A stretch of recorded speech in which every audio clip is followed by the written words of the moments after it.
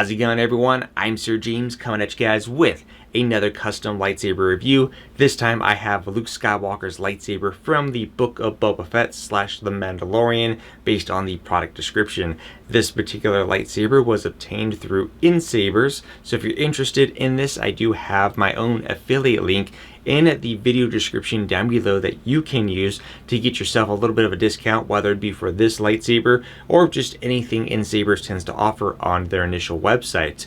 Not only that, but this particular lightsaber was also made by TXQ, and you'll probably notice in this review that this is a much more dirtier saber, a weathered variant if you will, because TXQ actually has 3 different offerings for weather choices. Of course, they do have the option for a clean one if you don't like the weather look or you just want to do it yourself, and that is for the Luke Skywalker that I have here. They also did one for Darth Maul, which I also have and I will be reviewing. And they did one more, which was for the, I believe it was the Jedi Fallen Order hilt that Cal Kestis uses as well. So let's go ahead and kind of dive into exactly what do you get, how does it feel, how does it handle, and whether or not if I like this one or not. So let me go ahead and start by giving you guys a closer look of the hilts. So first off, here is a quick overview from a distance, and we get to the close-up glamorous shots. Now what I currently have on this hilt is currently the display option, and we'll go over that in just a moment. Now you do get a light up source with the control box, and we'll touch upon that in just a few more minutes. And there is the pommel. Now some people are probably going to comment right now saying, well, how do you fit a blade? And well, how do you hear sound ventilation? Obviously that's clearly blocked. Well, the nice thing with the Luke Skywalker, whether it's the weathered or non-weathered option, is that you do get 2 additional components. One, you do get another component for the upper emitter, and you also get one for the pommel section. As you can see with the upper emitter, you do have the option to be able to use it with a blade versus the display option. And of course for the pommel, you do get one with a sound ventilation here on the bottom as well. So what I'm going to go ahead and do is that I'm just going to go ahead and attach those pieces right now.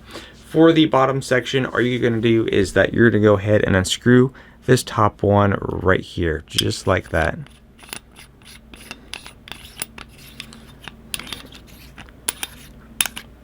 And once you do so, you can go ahead and take the one that's going to have the sound ventilation, or whether if you're doing it vice versa, and you screw those components on just like that. And now you'll be able to hear the audio as you ignite the saber. As for the upper emitter, same thing. You're just going to go ahead and disconnect it from this upper section ring.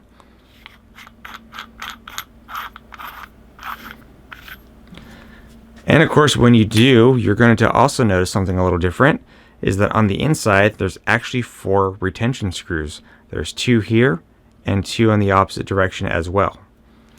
And then when we bring our other one, and also do note, do not touch those NeoPixel connectors because you don't want to short circuit the board, is that on here, there's 1 more retention screw on the top here, making it number 5. And we'll get to how you actually do the connection with the blade, because it's a interesting method. Obviously, thin neck sabers are sometimes a little bit of pain to hold the saber blades, but this one has an interesting way of doing things. So first off, let's go ahead and kind of get access to the actual Profi board. This is the Profi version that I have here. If you need to get access to your board, you're going to go ahead and unscrew this big knob right here on the very bottom.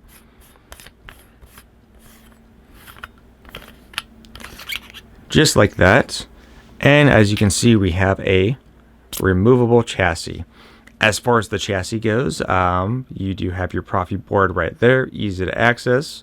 And of course on the other side you do have your removable battery. There is no USB-C charging on this, so there is going to be an additional component inside the packaging which will allow you to charge your battery. Of course, speaker and the connector.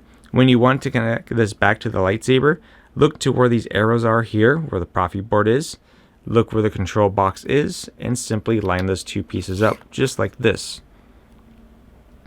Very simple. Then you go ahead and take that pommel piece and screw it right back on. Easy as that. Now, the other thing I want to go ahead and mention while these lights here are on is some people might be curious, do these blink between back and forth as Luke's saber does? And unfortunately on this one, that is not the case. Now, typically, as far as Luke Skywalker sabers go, there is various models and different ways of how each thing is connected. Now, if the proppy board was tied in directly as far as cables go to that mechanism to where the control box is, then technically you would be able to control the lighting as far as how the blinks work. But because that is not the case here, when the saber is turned on, the lights are just going to have a static effect without any form of blinking whatsoever. So do keep that in mind, that if you're someone that's really in particular for effects like that, you're not going to have it here.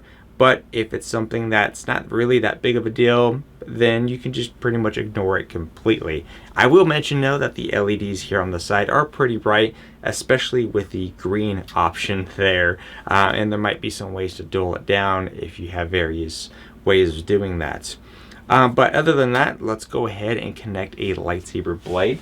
Now, like I said, when it comes to the packaging, you get everything that you need: blade, the hilts, all the components to get it up and running, to play with, charge it, and of course you also get a little display stand as well.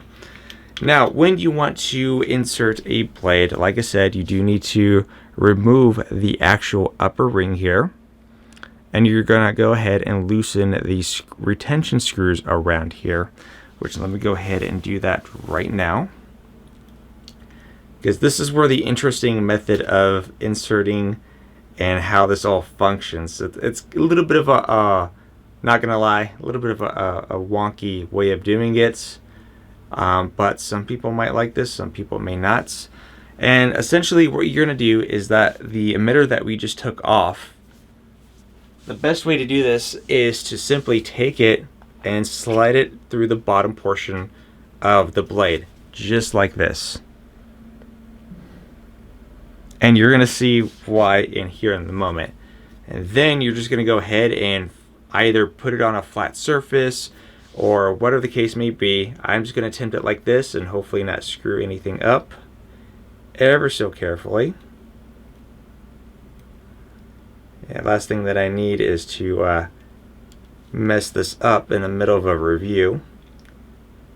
And then what you're going to be doing is that you are going to be tightening those retention screws all the way around. Obviously, you're not going to want to over tighten because you might damage the blade.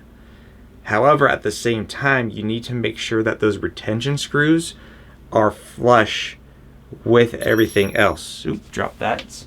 And the reason why is because when we bring down that emitter, upper emitter part, we have to screw that back on to this.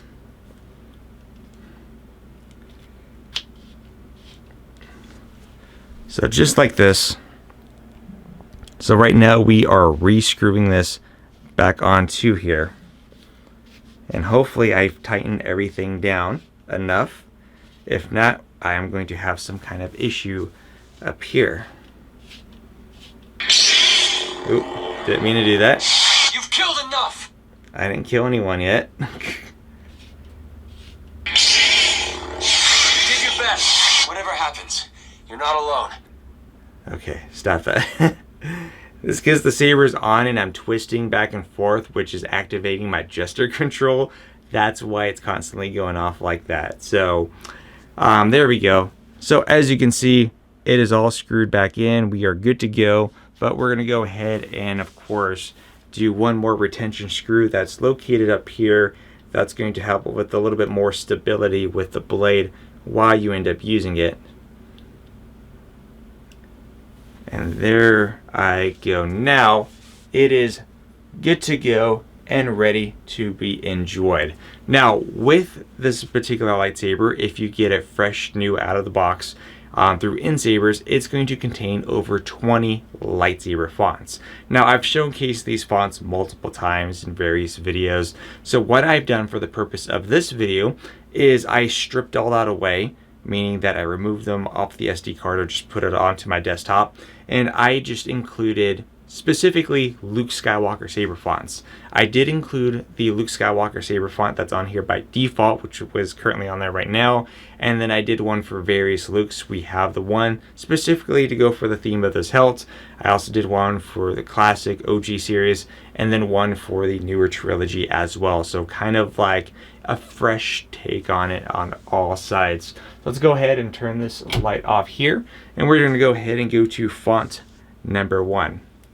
Are you a Jedi? I am. And then, boom, just like that.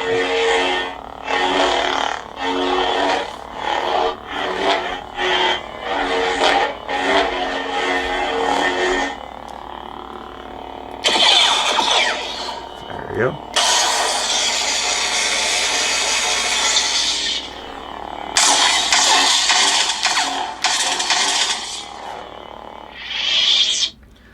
Now do keep in mind that when you do get the hilts, I'm already kind of losing my voice, my mouth is dry. When you do get the hilt through NSabers, it does include some gesture controls in there, like the twist on and twist off. And by gesture control, meaning that without having to press the button on the control box, I simply rev the saber like I'm revving a motorbike engine, and do it again to deactivate it, which is fun. There's other gesture controls if you're familiar with how to mess with Profi, where you could have it gesture wise, where if you just barely swing the saber it turns on, or doing like thrust activations and stuff like that. There's all kinds of fun to have with Profi if you're willing to learn how to do that. If not, then you could just leave it as is. So let's go ahead and also what I've ended up doing, which I can't really show because of the stupid YouTube copyright stuff when it comes to music files, is that every single one of these fonts also has a specific audio track that ties in perfectly to each and every theme that I have on here. Like I said, I can't show that due to copyright reasons, but just imagine each scene with the proper music. So let's go ahead and go to font number 2. I am a Jedi, like my father before me. Like I said, something from the OG.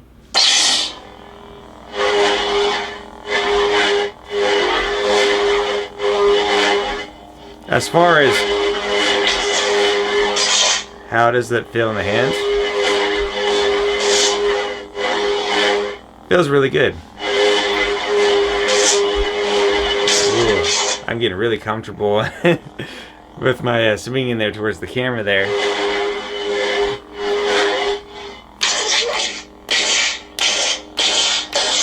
And then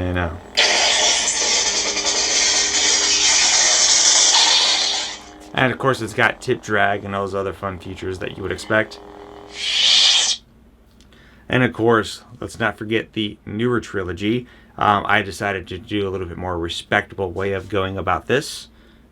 A Jedi's weapon deserves more respect. Exactly. Not throwing it over a cliff. You wouldn't do that. So I decided to use that quote because, again, a little bit more redemption for the character. And of course it's fun to hear all the variations of Luke's saber as far as audio goes. You know, where's the Obi-Wan here? It's always interesting with these thin neck sabers. Sometimes when it comes to thin neck hilts, I'm not typically a fan of or depends on the design. There are some that I like, but as far as using them, sometimes a little bit of a pain. But, you know, this one feels good in the hands. You know, I'm feeling good all the way around. And don't worry, I will change colors here in just a moment, and I'm going to do that with the next one. And this next Luke Skywalker is the one that you actually do get default with your font package, so I decided to toss that in here. Tell me, is this training? My training? No. Always training. The universe is. So as you can see, we don't have green on this one, but if you wanted to change the color, you push the, I believe it's bottom then top, or top then bottom. There you go. I always get the two mixed up. But like I said, if you look here, you do get various colors. The reflection will do a better job than how it's showing on camera.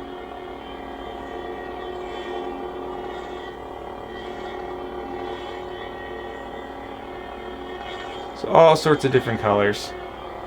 So look, you even got a nice pink in there. Look at that. It's actually in person. It's a very bright, vibrant pink. Not gonna lie, looks kind of nice. So let me go ahead and orange looks nice too. I want to do red, and then once you figure out a color you want, you push the top button. You hear that sound effect, and it's gonna lock into that. So every time I go to the saber font, it's gonna be on this red one. Camera looks orange, but again, you look here, it's nice and red.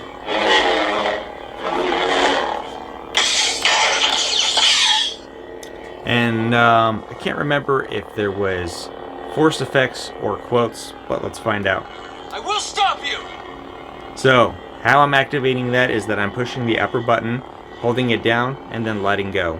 Some sabers may have force effects where it just has sound effects from using the force, or it may have it replaced with quotes, depending if you customize it or if it's by default. You're not bad with the lightsaber. Adequate, I am. Can you sense what's coming? Clouded is my vision. You've killed enough! And that's a Prion sound. Are you a Jedi? I am. And I thought I'd double check this one, see what was on here, if anything. So that's what I mean by force.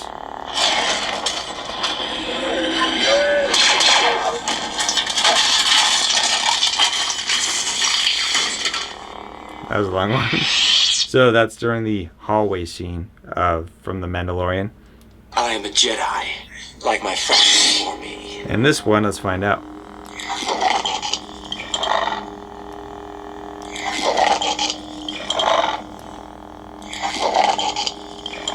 So it's just that one. And then Jedi's weapon deserves more respect. And then more force effects. But yeah, overall, a very fun little saber here. Now when it comes to, again, Luke Skywalker's lightsaber, there are numerous options out there. Like I said, this is a TXQ version, which I'll have links down below. And this is the weathered variant of it. So let me go ahead and just kind of give you guys another look at once more. So yeah, I like the weathering on it. It's not overly crazy or anything like that. It's just kind of simplified, dirty looking lightsaber. It's seen some things. It's been around. It's got character development on the help personally. And then also too, like I mentioned, the control box, as you can see, does not blink. And it will only stay like that at all times. But as mentioned, the green one here is definitely on the brighter side, as the good side is always brighter than the dark side. I know, it's just I wasn't sure where I was going with that. I just went with it. So it is what it is. But anyways, what do you guys think about this particular lightsaber? Let me know in the comment section down below.